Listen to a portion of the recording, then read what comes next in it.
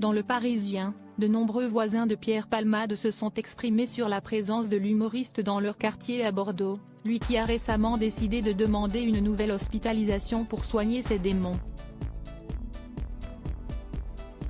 Les jours passent et s'assombrissent pour Pierre Palmade, depuis le tragique accident de voiture qu'il a causé en février dernier. Sous l'emprise de stupéfiants, l'humoriste avait percuté un autre véhicule dans lequel se trouvait une famille, pour qui les conséquences ont été terribles. Depuis, Pierre Palmade tente de se reconstruire, mais le chemin est encore très long. Après avoir souffert d'un AVC, l'humoriste avait par la suite été transféré en cure de désintoxication à l'hôpital de Villejuif. Il avait par ailleurs échappé à la prison, son état de santé n'étant pas compatible avec la détention provisoire. Placé sous contrôle judiciaire au mois de mars, il avait ensuite vu ce contrôle judiciaire modifié.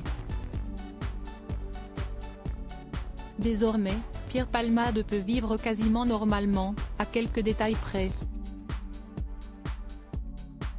Il a l'obligation de fixer sa résidence dans un lieu déterminé, de poursuivre ses soins, interdiction de quitter la région Nouvelle-Aquitaine, d'entrer en contact avec les victimes, de conduire un véhicule terrestre à moteur, avait expliqué le procureur Jean-Michel Bourlès, à 20 minutes.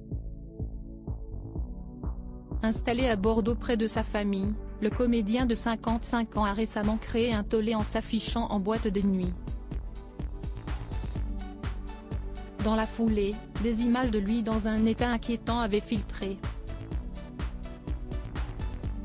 De sa propre initiative, Pierre Palmade avait alors décidé de demander une hospitalisation à l'hôpital de Bordeaux, pour venir à bout de ses addictions.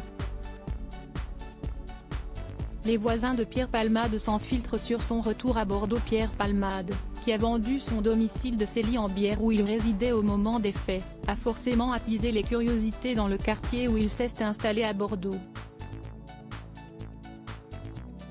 C'est l'ombre de lui-même. Mais ça ne me fait pas de la peine, faut qu'il paie pour ses conneries, a lancé un habitant, interrogé par Le Parisien. Quoi qu'il ait fait, je le soutiens, a quant à elle affirmé une autre voisine. Si certains ne se sont pas gênés pour insulter Pierre Palmade, le traitant même d'assassin en le croisant, d'autres refusent de juger ses actes. Mais, moi, si je tombe sur lui, je ferme ma gueule, je suis respectueux, a déclaré un autre habitant du quartier. Un retour aux sources qui ne s'est pas fait dans l'accalmie.